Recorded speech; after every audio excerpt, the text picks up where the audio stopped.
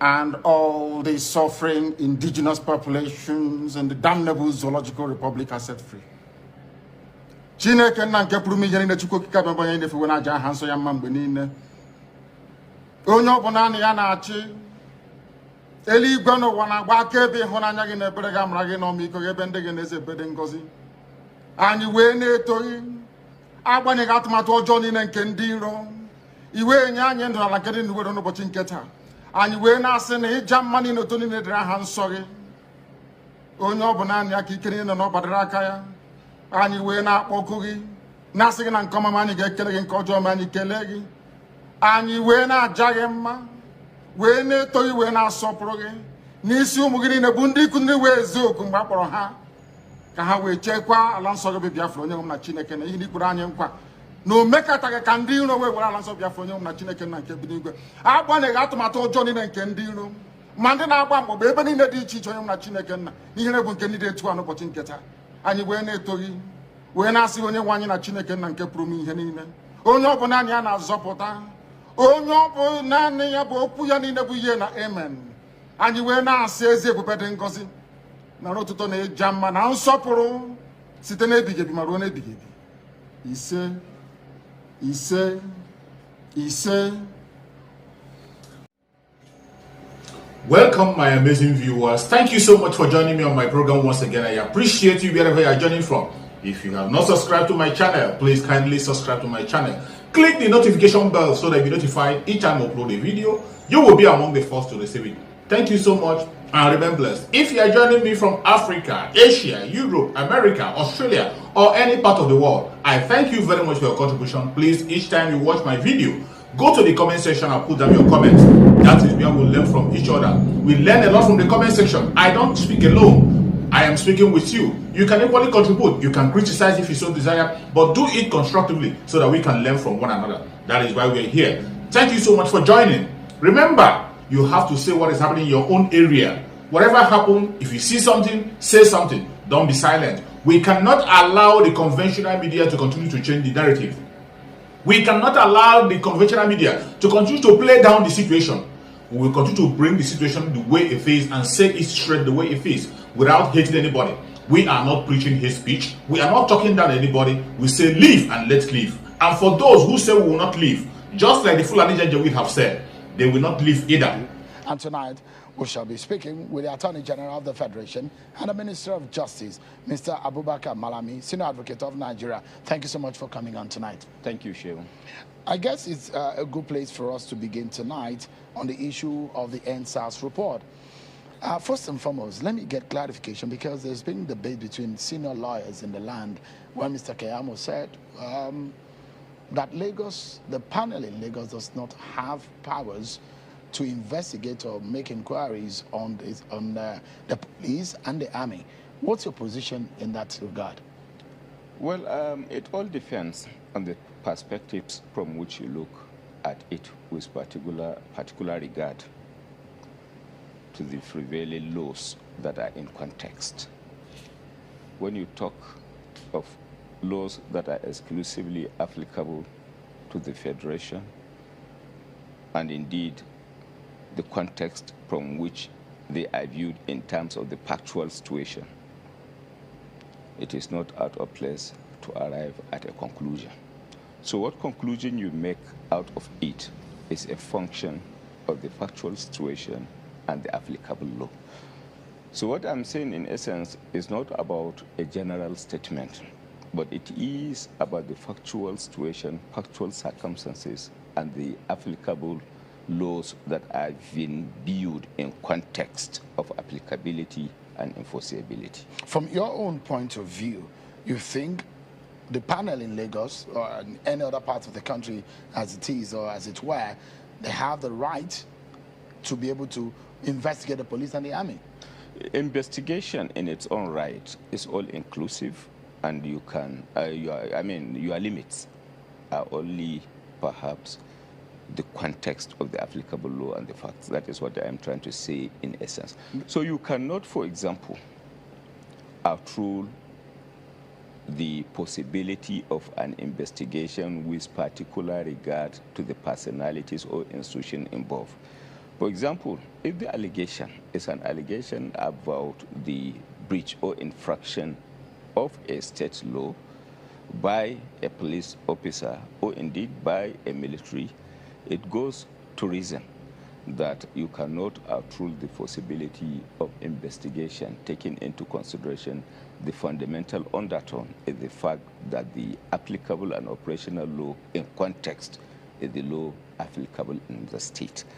But if what is in context is indeed a federal law over which a state does not have powers and jurisdiction, it accords to common sense and the law that it is only indeed a federal establishment that can conduct wholehearted investigation. So if what is in context is the violation of a law applicable in the state, and then a breach is being viewed for the purpose of ascertaining liability, prosecution, or otherwise, then certainly it is within the powers of the state to investigate.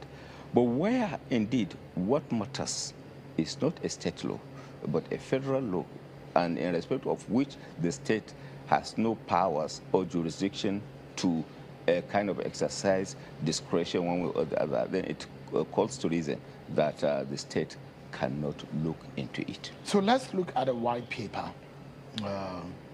What is your view on the report of the EndSARS? Well, as you rightly say, the EndSARS in its own right has indeed generated a lot of controversy and has, it's indeed a very naughty issue. But one thing that I think is important for the purpose of consideration is the fact that along the line, there were a lot of hate speeches associated with it, fake news associated with it, inclusive of perhaps imposition of drama scenes as being indeed scenes that were operational or perhaps applicable to EndSARS. So with that in mind, the true position of things is the fact that there is need for comprehensive investigation, and it is on account of that that Lagos State government, among others, put in place an inquiry which has eventually resulted in what we had at the report of the commission.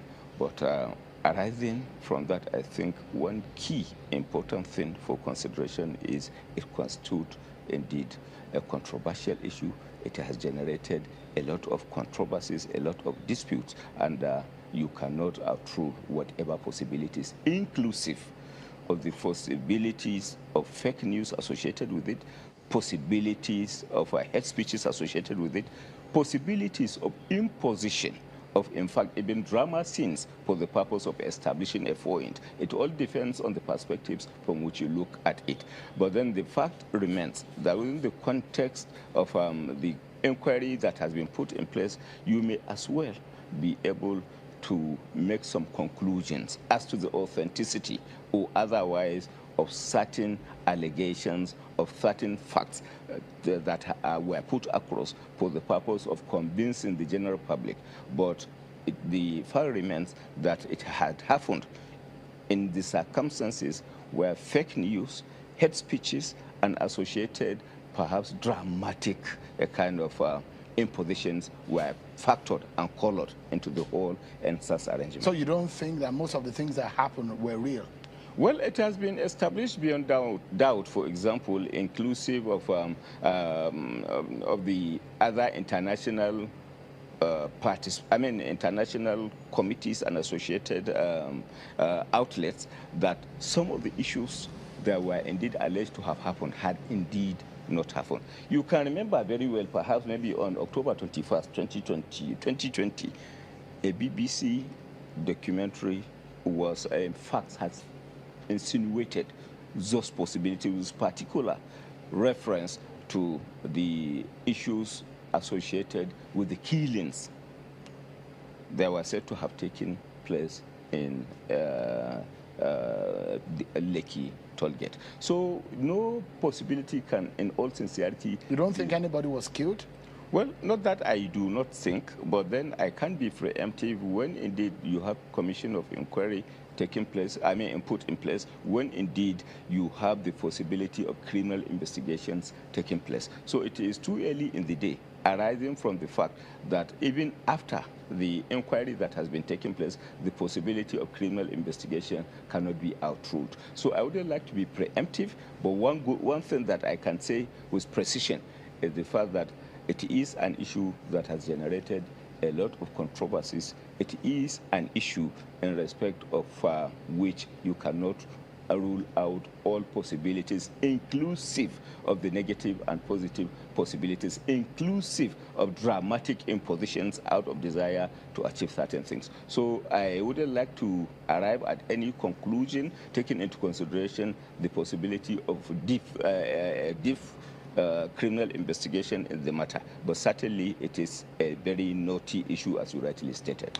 Do you fear, are you worried that the issues of human rights became a very big question on this government, especially from the international community point of view, that a lot of countries are watching? Even U.S. Secretary of State Blinken came and he was asking questions about what happened at the Lekki toll gate. Is this government taking a lesson seriously, or the lesson that could be taken away seriously from that incident? Well, in terms of human rights violation, I do not entirely and conclusively agree with you, taking into consideration what is unfolding by way of international assessment of the Nigerian situation. Let me perhaps begin by way of making reference to the Committee on the Protection of Journalists that has indeed taken out Nigeria out of impunity and violation index of recent.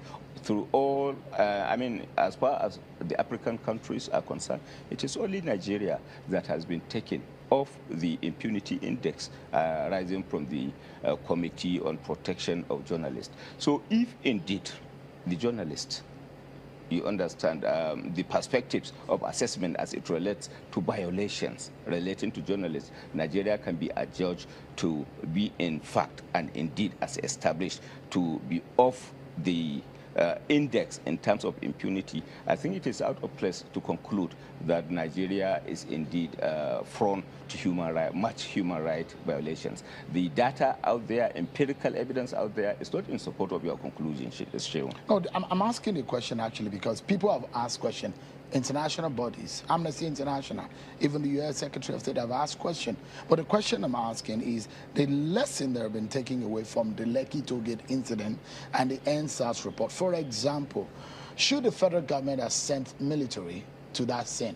Well, you see, the major function of the federal government is indeed a protection of lives and provision of security. So within the context of security, I think the bottom line is whether what has been done by the government is within the internationally tolerable limit. So it's not about the military or no military, but arising from the circumstances, the context, the factual situation on the ground, whether there is justification for what has been done to the government. And my conclusion is what government does in each and every peculiar circumstances is a function of what is on the ground. Because the question is, the military has a role and function as captured in the Constitution of the Federal Republic.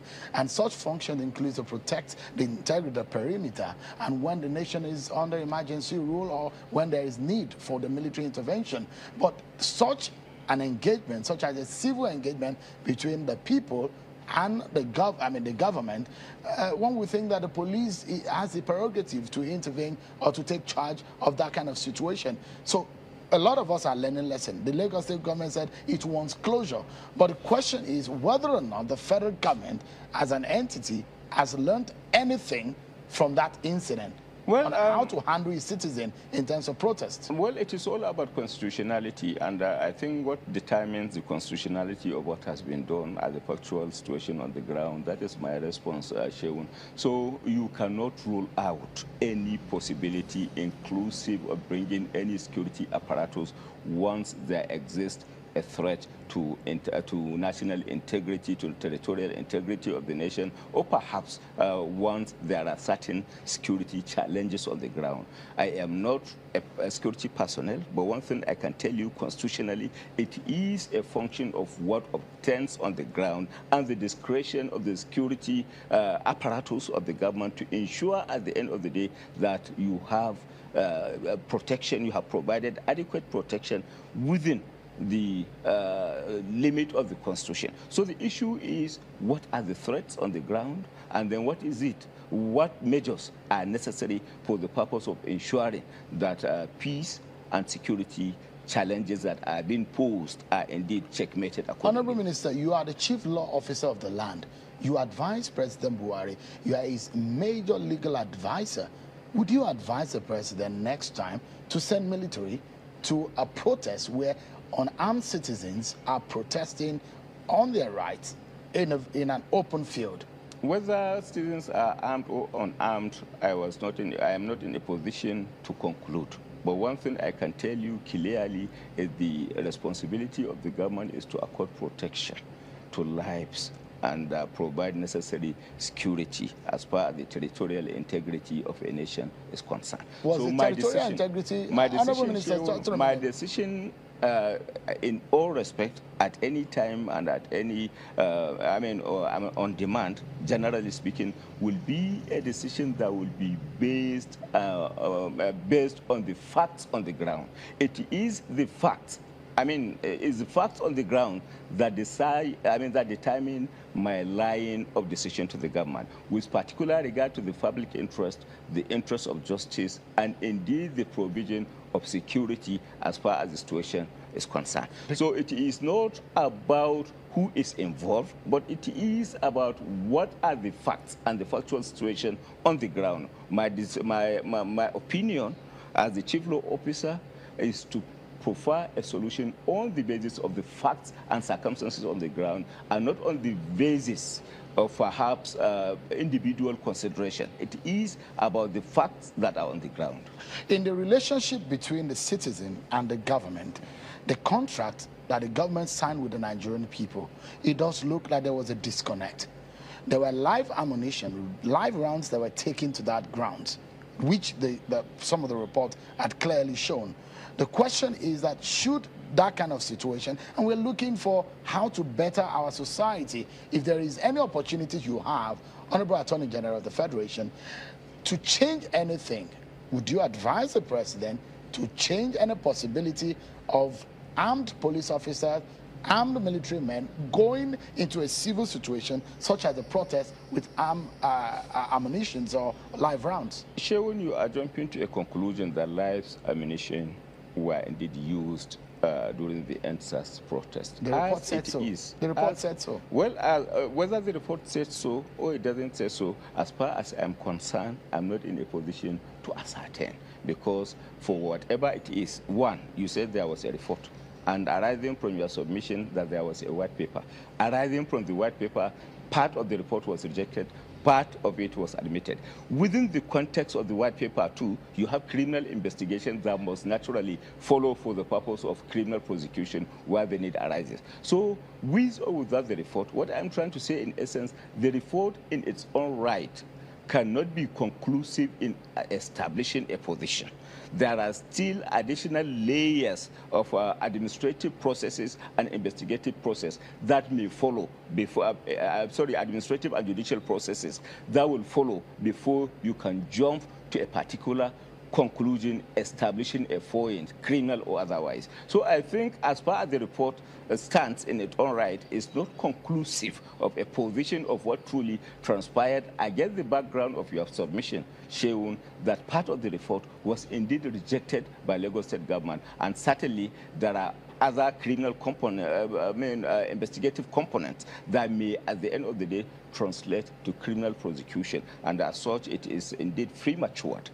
Indeed, very premature for you to jump to a conclusion that live ammunitions were used. I am not in a position to accept that from you, and I cannot share in your conclusion as to whether indeed knives, clubs, live ammunitions were used is premature for me as a chief law officer, as you rightly stated, for to share in your conclusion in that direction. So let me ask, have you found, I mean, I'm not stating my own personal opinion here. I'm stating what is in the public domain, what the panel has reported.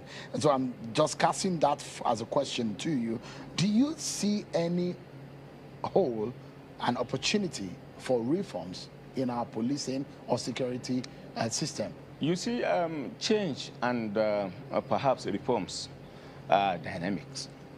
They are not static naturally. If you can very well recall, Sheun, in 2020, we have in place Police Act, and that was a product of change and reforms that were associated with police formation in the country for the purpose of efficiency in performance and effective performance. So outruling the possibility of change, you cannot outrule that possibility, and we have always been guided by the unfolding, perhaps, developments in the society with a view to look at the possibility of bringing about the desired change for the purpose of bringing about the desired efficiency in the development and progress of the society. So I can certainly tell you clearly that we keep learning lessons from what is unfolding in terms of positive and negative developments for the purpose of bringing about the desired amendments, for perhaps the desired reforms to our laws, so as to make them more efficient, align with the international best practices, and in ensuring that we have, at the end of the day, we have effectively addressed the challenges associated with our security architecture, as far as Nigeria is concerned. So what can you categorically tell Nigerians in respect of that?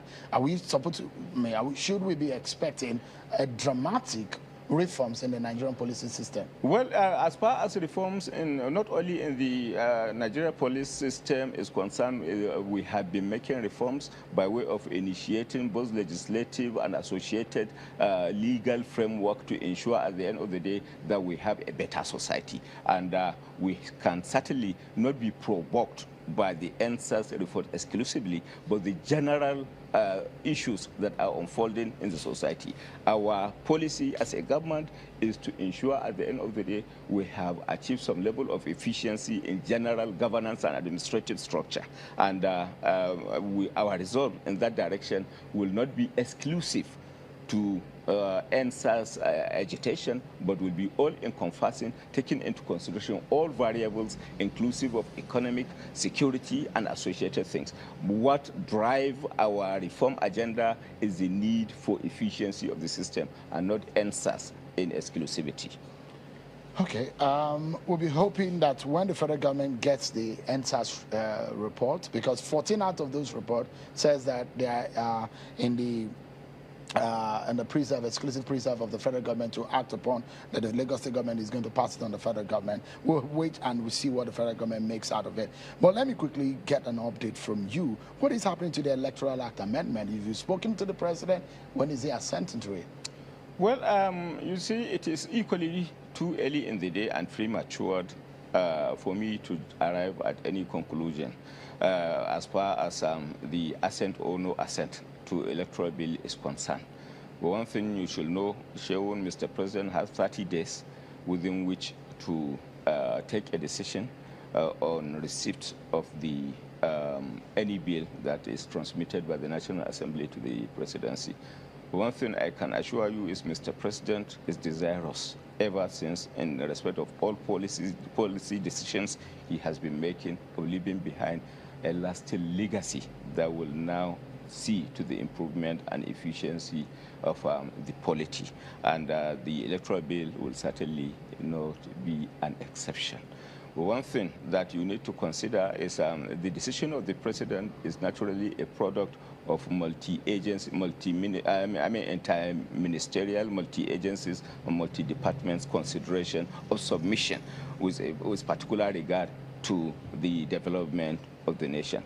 So I do not see the electoral bill to be an exception. As has been the tradition, the president will naturally factor, a lot of consideration associated with security, considerations associated with economy, consideration associated with the efficiency of our democratic processes and system. So what I expect and what I am certain you will have at the end of the day is a decision that will that will factor all the associated factors, the national interest, the economic interest, the security interest, the interest of justice, and the desire to leave behind a lasting legacy. And that is what you expect arising from the decision of the president, as has been the tradition with whichever law, whichever bill that is transmitted and processed to the presidency. And I think within the regulated time frame, you will hear from Mr. President. All right. I was going to ask you, we were due for break. I was going to ask you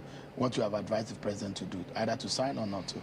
Well, my responsibility is to factor and bring into contemplation and consideration the prevailing laws, the national interest. As you rightly know, the office of the Attorney General is always is an office that should be guided by the public interest, the interest of justice. And my decision, my recommendations and my opinion will be guided by all those considerations, the national interest, the interest of justice, public interest, economic interest of the... And it's going to be in the positive or in the negative? We're due for a break. For the president to sign or not to sign? Well, are you in favor? Is he yeah or nay? No response in whatever direction.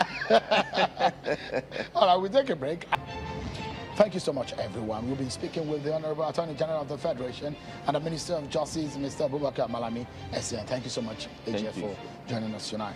One area that I'd like to know in the Electoral Act Amendment Bill that was sent to the President is the issue of the direct and indirect primaries. Are you for or against direct and indirect primaries? Well, I have no decision exclusively. The office I hold, which is the office of the Attorney General of the Federation, is an office that limits my discretion. And the limitation imposed on me is that of public interest, the interest of justice, and the need to avoid the possibility of abuse of processes. So with that in mind, I will have to operate within the ascertained limits of the interest of justice, the public interest, and indeed the desire to avoid abuse. So it is not an office in respect of which I am expected to exercise personal interest or personal discretion. I will be guided by those considerations that are constitutionally enshrined in respect of which I'm expected to operate. But of course, I mean, I'm asking you within the light of the legal debate that have been on, which do you think is legally and politically also popular with the people? Because of course, you're holding a public office which that office is also in the interest of the public. So the question is whether or not you think that within the context of our electoral system, whether you think the direct mode of primary is okay or the indirect mode of primaries. What is your legal opinion on that? Well, the confines of a studio is not the proper venue for me to exercise a discretion as far as the national issue associated with the electoral bill, for example, is concerned. So in all sincerity, Sheun, I will not be in a position to exercise to proffer any opinion. My responsibility is to proffer an opinion in respect of same to the president, and I cannot be preemptive. I cannot share an opinion with you on this table, even before sharing same with the president. So the Constitution is clear that I will be guided by interests of justice, the public interest, and desire to displace abuse in the exercise of, providing an opinion, and I will do just that. But first to the president, and then second to the general public, and perhaps probably the channel's studio thereafter. Well, the channel studio is a public place where you can also talk to Nigerians who are holding you in trust for the office that you hold tonight, because this is a public office and you are holding it in trust in the Nigerian people. So I'm actually standing in the gap for the Nigerian people, as I'm also a constitutionally, my role in the, is enshrined in the Constitution to be able to hold people like you accountable to what you have said you will do to the Nigerian people. Well, and of course, go ahead, please. Well, certainly I will not do so before profiling such decision to the presidency against the So you've not spoken to the president about this? I have not.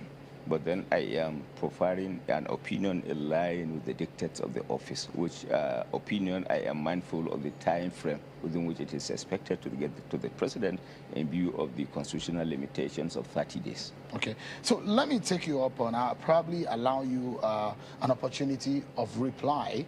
The governor of Anambra State was declared by the EFCC to be on the EFCC watch list.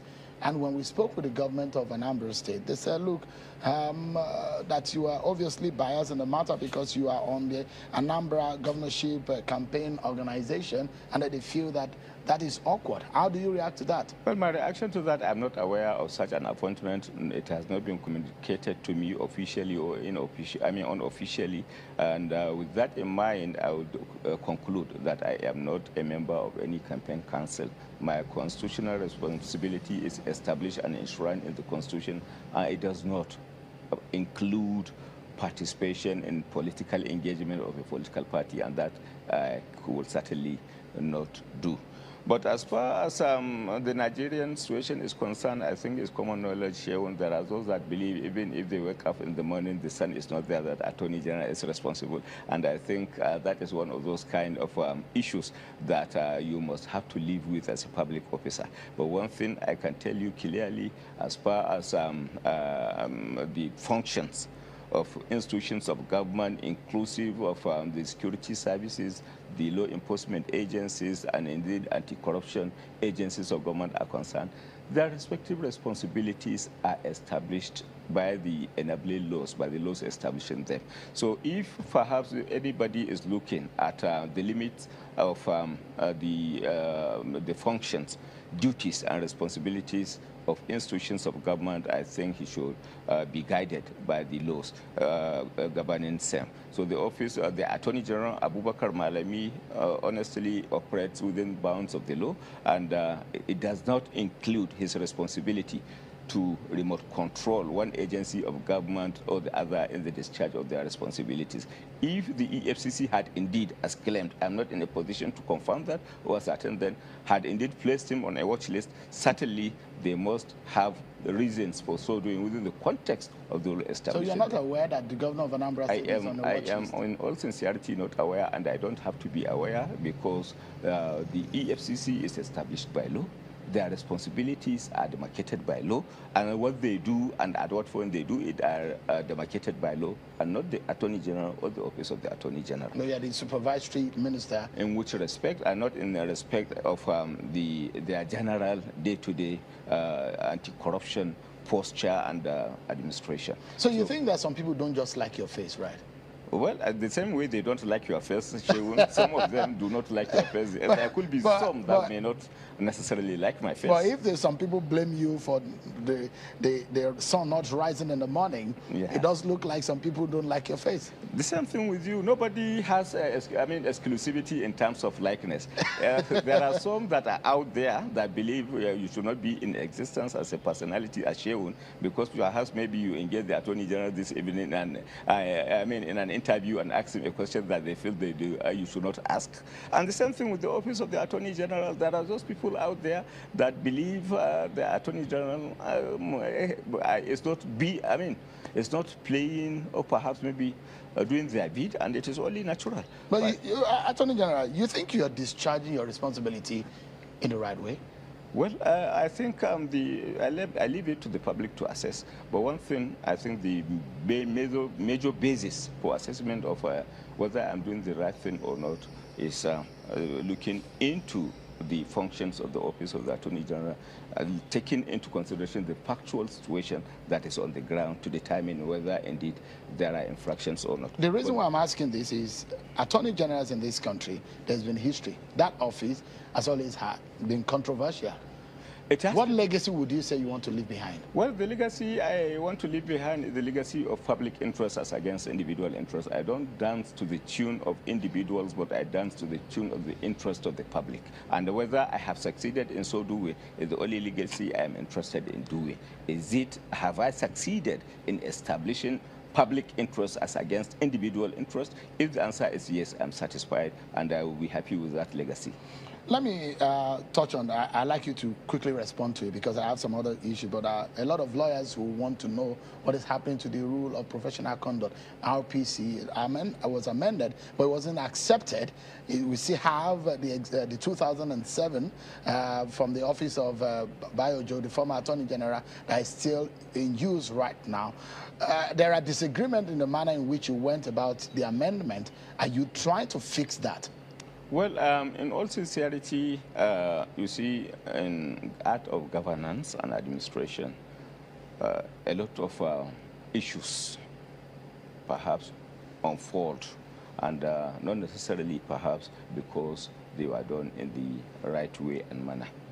The office of the Attorney General as an institution, and indeed the person of the Attorney General, Abubakar Malami, had not taking steps in the direction of consummation and conclusion of a process associated with rules of professional conduct. And when eventually the rules were said to have been amended, the Office of the Attorney General has taken steps to now cause a wholehearted investigation, and it constituted a disciplinary issue that has been considered in the Office of the Attorney General. That is the best I can tell you. So you were not aware about the amendment? Truly, certainly, it was not a process that was officially aligned with the tradition, conduct, and the context of the process of doing things that was consummated in line with the convention. And people did that in your office? Well, that possibility is not ruled out. That is why I've told you that it is indeed a disciplinary issue that is being considered, and that the committee, I think, is submitting its report over it any time from now. Well, what I'm trying to say, in essence, perhaps there could be of the scene and a third party, perhaps maybe influences that might have come to bear on certain people within the context of the Office of the Attorney General, but then I wouldn't like to be preemptive in that regard. Okay. But certainly investigation has been commissioned and is ongoing in that respect and in that direction. Let's move fast and swiftly onto other issues. You filed a suit asking the court to declare bandits terrorists. Has that been gazetted now? It's in the process of being gazetted, but the order has been procured and obtained, and it's been gazetted, and the publication will follow suit thereafter. Why did it take that long, considering those who have asked for so many times, over and over, that the federal government should declare these bandits terrorists? Why did it take you that long to file that suit? No, it has not taken long.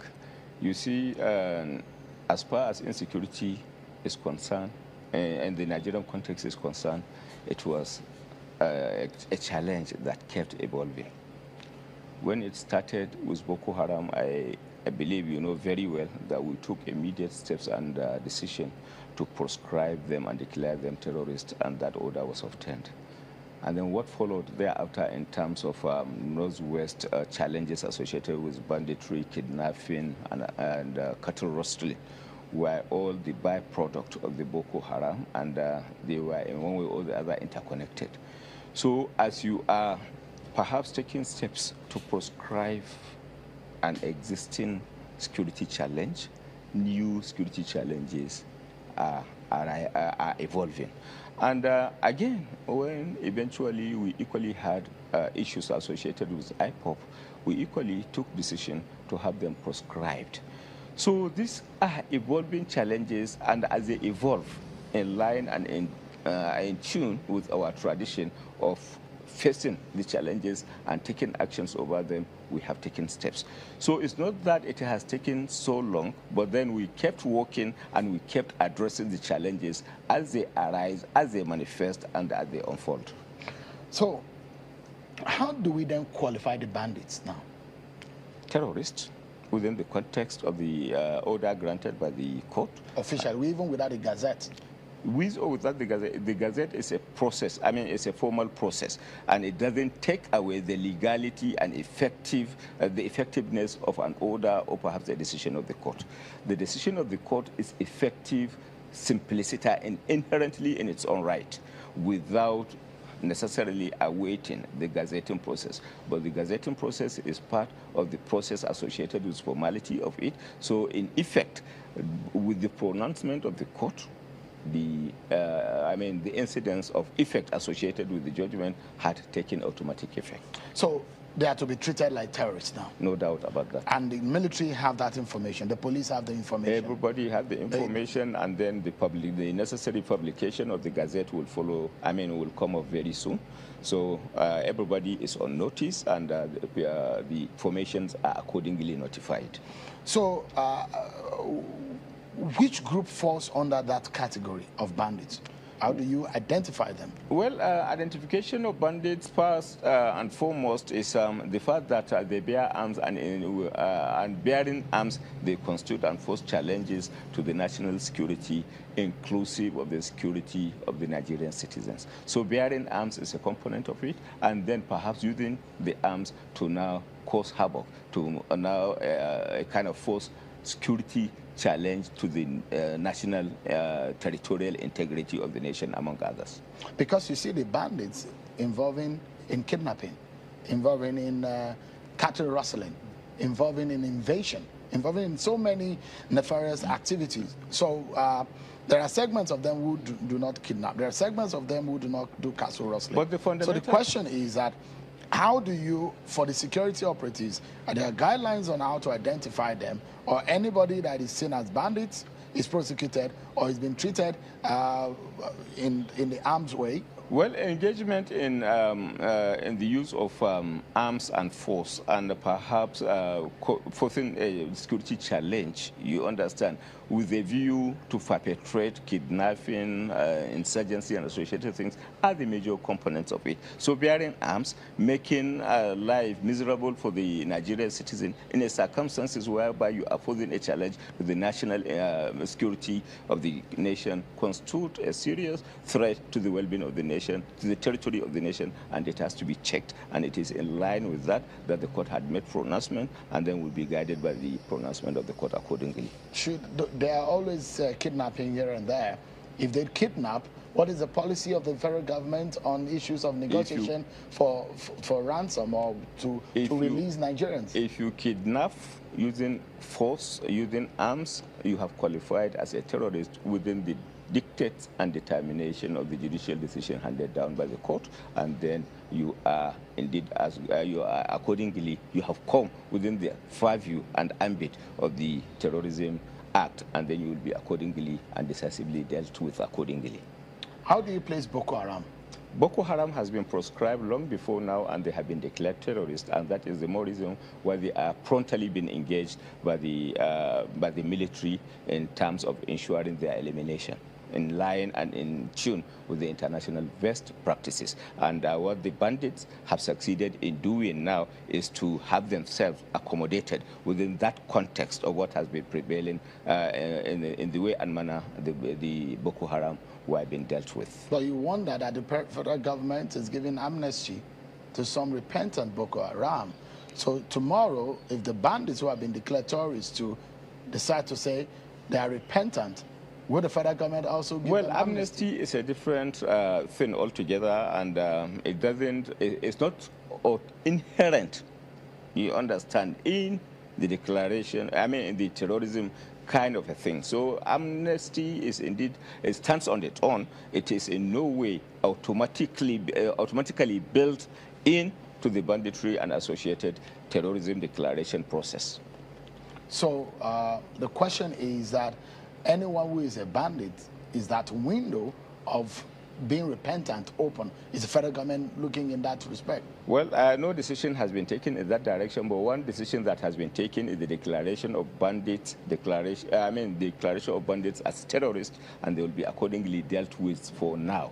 The idea of window or no window has not been, it's not an issue that has been discussed, deliberated, and agreed upon. As far as we are concerned, they have now been declared terrorists, and they will be accordingly decisively and ruthlessly dealt with accordingly. What is the update on the Justice Mary Odili house invasion?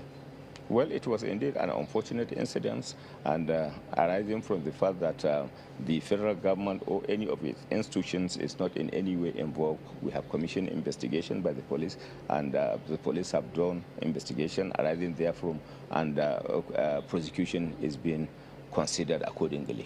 So have they transferred some of these issues to your office? A report has been received by the Office of the Attorney General arising from the investigation carried out and conducted by the Office of the Inspector General of Police, and then we'll do the needful accordingly. What do we know from your office based on that report? Well, the report is clear that it is indeed an organized crime syndicate that had operated, and then they will be dealt with accordingly.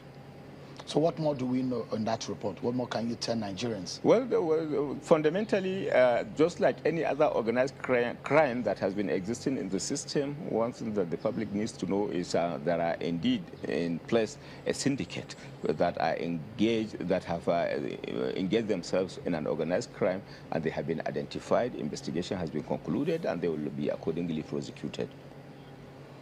I was going to ask the question about Sheikh Gumi, when I left that out. Someone who has related closely with the bandits, gone with them, taking, trying to, be an intermediary. How do you see Sheikh Gumi and his activities with the bandits? Well, I have no opinion over that, but one thing is we have not engaged with Sheikh Gumi officially, and until it comes to me as an official matter, I will not be in a position to comment one way or the other. But certainly, as far as our security architectural arrangement associated with declaration of bandits as terrorists is concerned, we have done the needful. We have procured a court order, a court judgment in that respect. They have been declared terrorists, and will continue to treat them as terrorists without any third-party consideration. Our decision as to how best to deal with them or not to deal with them will not in any way be influenced by what Dr. Gumi is doing. Our decision will be guided exclusively by the judicial's fundamentals, by the security operational principles aligned with the international best practices. I have two quick questions, and we have just about 2 minutes or less to go. Some leaders in the Southeast met with President Buhari at a villa, and some of the question as to whether or not Nnamdi Kanu, the leader of the indigenous people of Biafra, might be accorded some kind of amnesty or might be pardoned in the case that was taken to court. Is your office thinking in that regard? Have you spoken to the president of the possibility? Well, pardon is a function of conviction in the Nigerian context, and as far as I know, Nnamdi Kanu has not been convicted yet, so the idea of pardoning him is premature. Again, the background of the fact that he has not yet been, trials associated with him have not been concluded. But one thing that I can tell you clearly, that he is studying trial, and the trials continue as of today. So there is no possibility of a political or out-of-court solution? I am not ruling out any possibility, but that is not immediately on table. Is it possible? I cannot tell you with precision. Do you think that could be a solution to douse the tension in the region? I have not assessed the security implication of that in terms of being a solution or a problem. You are a humanist in some sense, because law also has some level of humanity. Is it something you as a person in your own office and your own authority could consider to douse the tension in that region? As a human, and indeed the Attorney General of the Federation, my reasoning, my thinking and my thoughts are regulated by the public interest. So it is the public interest that will regulate, that will guide, and that will influence my decision one way or the other as to the possibility of accommodating the out-of-court settlement or otherwise. But certainly, one thing I can tell you clearly, the issue of perhaps pardon or perhaps associated settlement is not right on table. It's a bridge that I always enjoy crossing when I get to it. I have unfortunately not gotten. Will you be willing to cross it? Well, it depends on how deep I find the waters at the bottom when I get to the bridge. All right, finally, and just quickly too, you've talked about terror, those who are funding terror. Up till now, we have not heard anything about them. Who are these people? Why is the government reluctant in naming these people? You see, one thing that I think you need to take into consideration is the fact that investigation is ongoing, and with the fact that a lot of arrests were made, with the fact that investigation is ongoing, with the fact that judicial orders for detention of those that have been arrested are obtained, I think it is indeed out of place to conclude that nothing is being had. Work is in progress. It will continue to be in progress, and then certainly we will do the needful at the right time. You have just stated, as it relates to the order that has been obtained proscribing and indeed declaring bandits terrorists, that it has taken too long. The fact remains that we have ever been working. There was no dull moment as far as the process is concerned. So what I'm saying in essence is a work in progress. Arrests were made, judicial orders were obtained, and indeed we will do the needful at the appropriate time. Are there big names that are involved? Well, names could be big and small. Are they politically exposed persons? Politically exposed, institutionally exposed, institutionally engaged, a lot of them. And of international dimension too? Local and international, and certainly we will do the needful at the appropriate time, and in line with our tradition as it relates to prosecution will spare no one will be spared as far as we are concerned as a government. Honorable Attorney General of the Federation, so much to talk about, but well, that's how much time can permit us. But thank you so much for coming on tonight. Thank you, Shehu. Mr. Abubakar Malami, Senior Advocate of Nigeria, the Attorney General of the Federation, and the Minister of Justice. Thank you indeed for your time today. But that's our program for tonight, everyone. Many thanks for watching. I'm Shehu Okimale. Bye for now. Thank you so much for your patience to watch from the beginning to the end. I hope you have learned something from the video you have just watched. The video you have just watched is to bring information to your doorstep and for educational purpose. It is not to demonize anybody. Let us watch continuously and see who can be able to make a sense out of every nonsense we are seeing. We must continue. We move. It doesn't matter what they do. It doesn't matter what they say.